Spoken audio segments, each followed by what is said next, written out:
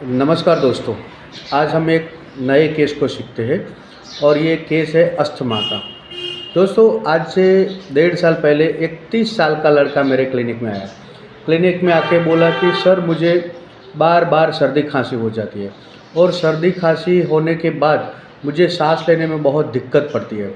मैं पूरी तरह से सांस नहीं ले पाता। मैंने बोला, ये आपको कब से हो रहा है? तो उसने बताया कि सर, मुझे ये 6-7 साल से हो रहा है।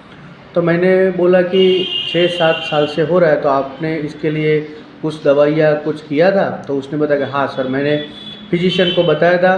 तो फिजिशियन ने मुझे बोला कि आपको अस्थमा है और इसके लिए आपको 2 तरह की गोली हर रोज़ लेनी पड़ेगी, और जब आपको सांस लेने में दिक्कत लगे तो ये पंप है वो आपको ऐसे ले लेना है।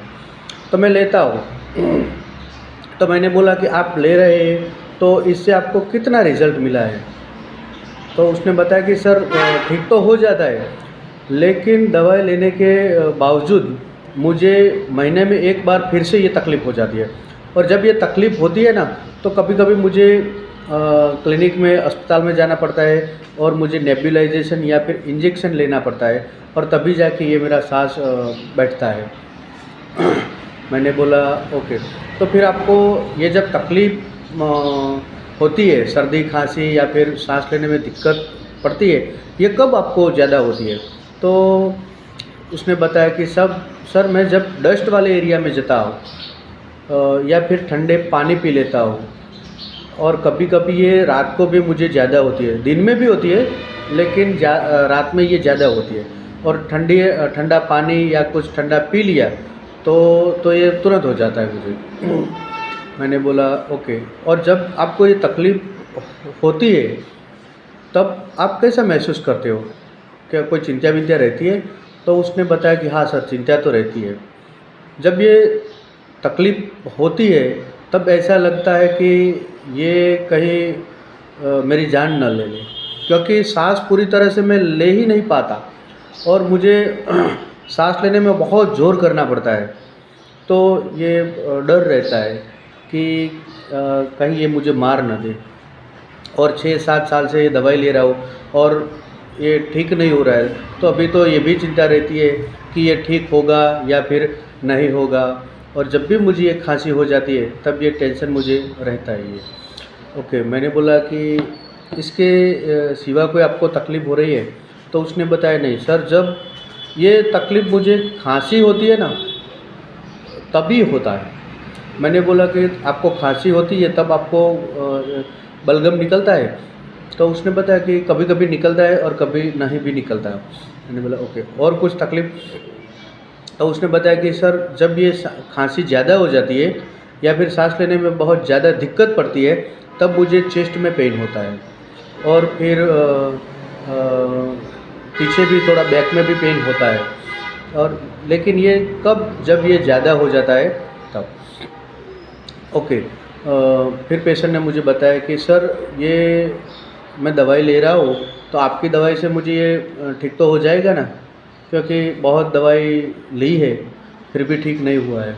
तो मैंने बताया कि हाँ, ठीक हो जाएगा, लेकिन आपको 3-4 महीने दवाई लेनी पड़ेगी, और 3-4 महीने लेंगे तो ठीक तो हो जाएगा। ओके। तो यही केस था। और दोस्तों, इस केस में मैंने उसको आर्सेनिकम एल्बम 30 पावर की दवाई प्रिस्क्राइब की थी। तो मैंने आर्सेनिकम एल्बम को चूज़ करने के लिए कौन-कौन से रूब्रिक लिए थे वो हम समझते हैं। पहला रूब्रिक लिया था मैंने, माइंड एंग्जाइटी कफ ड्यूरिंग। वो बता रहा था कि सर, जब मुझे ये कफ होता है ना, तब मुझे चिंता रहती है। तो उसको एंग्जाइटी कब रहती है? कफ होता है तभी होता है, और कफ के बाद ही उसको अस्थमा की प्रॉब्लम होती है। ओके। दूसरा रूब्रिक लिखा था माइंड डाउटफुल रिकवरी।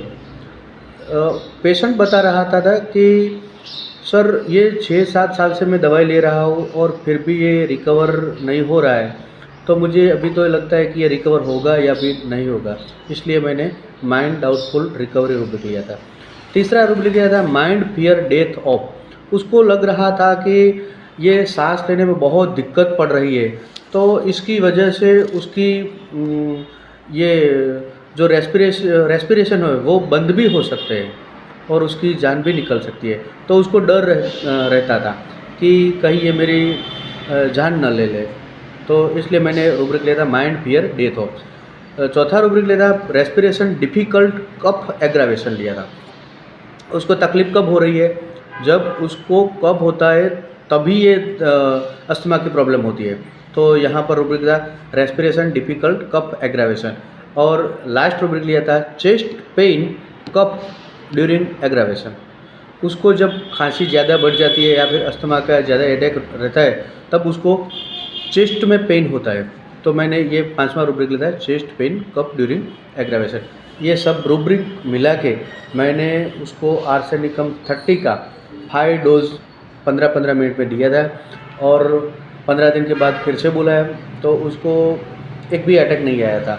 और उसने जो गोली ली थी वो भी मैंने बंद करवा दी थी और उसके बावजूद भी उसको कोई तकलीफ़ नहीं हो रही और पंप लेने की भी ज़रूरत नहीं पड़ी थी। फिर से मैंने 15 दिन में फिर से आर्सेनिकम 30 का डोज़ दिया और फिर से बोला 15 दिन के बाद आओ। फिर से आया तो उसको एक कफ का अटैक हुआ था थोड़ा, लेकिन सांस लेने में जो दिक्कत पड़ती थी वो इतनी ज़्यादा नहीं थी।